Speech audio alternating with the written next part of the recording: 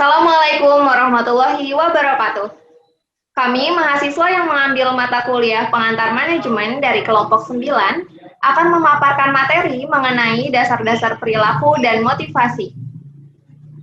Pada kesempatan kali ini, kami akan membahas salah satu penelitian yang dilakukan oleh Dasuki et al. Tahun 2019 mengenai pengaruh organisasi terhadap kinerja karyawan di Lotte Grosir Bandung. Sebelumnya, saya akan memperkenalkan kelompok kami, diantaranya ada Muhammad Rizky Wangsa Direja Gunawan, G34180099, Nadia Azizah, G34180101,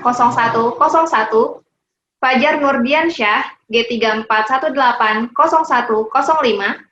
Fauzia Nurkaliza, G34180110, dan saya sendiri, Elvira Winda Darmayanti, G34180108. Next. Tujuan penelitian ini adalah menjelaskan pengaruh perilaku organisasi terhadap kinerja karyawan. Next.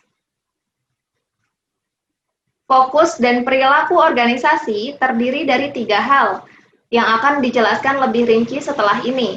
Yang pertama adalah perilaku individu, kemudian perilaku kelompok, dan yang ketiga adalah aspek-aspek organisasi. Ya, yang pertama ada perilaku individu, terdiri dari kepribadian, persepsi, dan pembelajaran. Kepribadian itu dipengaruhi oleh genetik, lingkungan, dan situasi. Kemudian persepsi merupakan proses pemberian makna dan interpretasi terhadap stimulus yang diterima alat indera. Terakhir, pembelajaran terbentuk dari hasil pengalaman dan bersifat kontinu. Perilaku kelompok. Definisi kelompok adalah 2 individu atau lebih yang berinteraksi dan saling bergabung untuk mencapai tujuan-tujuan tertentu, sehingga perilaku dan atau kinerja dari seseorang dipengaruhi oleh perilaku atau kinerja anggota yang lain. Kinerja tim lebih unggul daripada kinerja individu-individu bila tugas yang harus dilakukan menuntut keterampilan ganda. Faktor-faktor perilaku kelompok terdiri dari norma, peran, dan konflik. Norma merupakan standar perilaku yang dapat diterima dalam kelompok masyarakat. Peran berkaitan dengan posisi seseorang dalam unit sosial. Kemudian konflik dalam organisasi dapat mengarahkan pada fungsional atau disfungsional. Organisasi terdiri dari struktur dan MSDM. Struktur merupakan pola hubungan antara berbagai komponen dan bagian organisasi.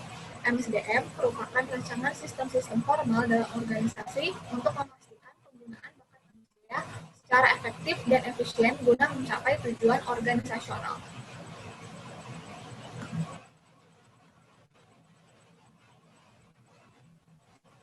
Motivasi. Motivasi sendiri adalah kesediaan seseorang untuk melakukan sesuatu, dikarenakan tindakan tersebut dapat memuaskan kebutuhan-kebutuhan individu tersebut.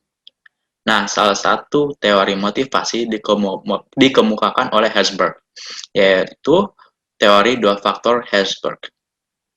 Yang pertama ada faktor hygiene yang mempengaruhi ketidakpuasan kerja, di mana kualitas pengawasan, bayaran, kebijakan perusahaan, kondisi fisik kerja, hubungan dengan rekan, dan keamanan kerja membuat seseorang tidak puas dalam pekerjaannya. Lalu ada faktor-faktor motivator yang mempengaruhi kepuasan kerja, seperti kesempatan promosi, kesempatan pertumbuhan personal, pengenalan atau pengakuan, tanggung jawab penghargaan. Ini dapat meningkatkan kepuasan kerja seseorang. Lalu ada dimensi perilaku organisasi yang terdiri dari 4 bagian. Yang pertama ada orang-orang, di mana orang-orang membentuk sistem sosial intern organisasi. Lalu ada struktur.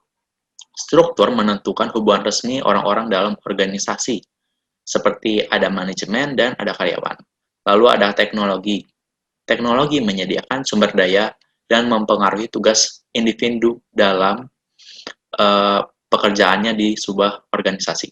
Lalu ada lingkungan. Lingkungan pada organisasi beroperasi di dalam lingkungan luar. Organisasi tidak dapat berdiri sendiri. Jadi semua unsur yang ada di lingkungan pada organisasi itu berada dari luar.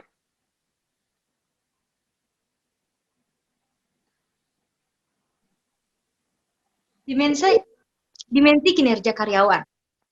Dimensi kinerja karyawan meliputi kualitas kerja yang diukur berdasarkan persepsi karyawan terhadap kualitas pekerjaan yang dihasilkan. Kemudian ada kuantitas.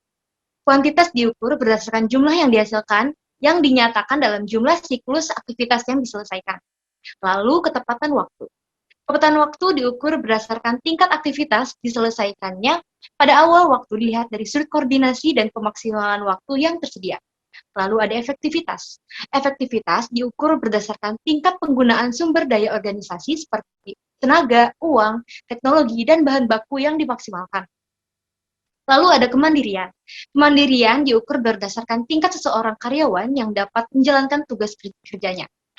Lalu yang terakhir ada komitmen kerja, yaitu tingkat karyawan berkomitmen dengan instansi dan bertanggung jawab pada kantor.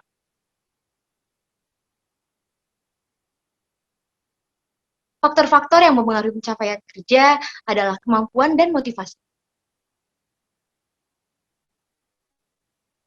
Faktor-faktor yang mempengaruhi pencapaian kerja adalah ada human performance yang meliputi ability dan motivation, lalu motivation ini meliputi attitude dan situation, dan ability meliputi knowledge and skill.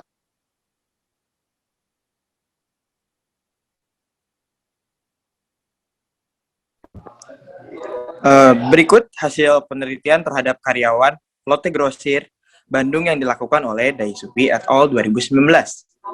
Yang pertama, karyawan yang memiliki motivasi tinggi hadir tepat waktu. Yang kedua, pengalaman kerja yang banyak dimiliki karyawan dapat meningkatkan kinerja karyawan untuk menyelesaikan pekerjaannya. Dan yang ketiga, karyawan Lotte Grossir Bandung memiliki rasa tanggung jawab dan nyaman dengan tempat kerjanya sehingga tidak berkenan dipindah tugaskan ke anak atau cabang perusahaan lainnya selain di Bandung. Next. Kesimpulannya, yaitu perilaku organisasi berpengaruh positif terhadap kinerja karyawan Lotte Grossir yang di Bandung. Next.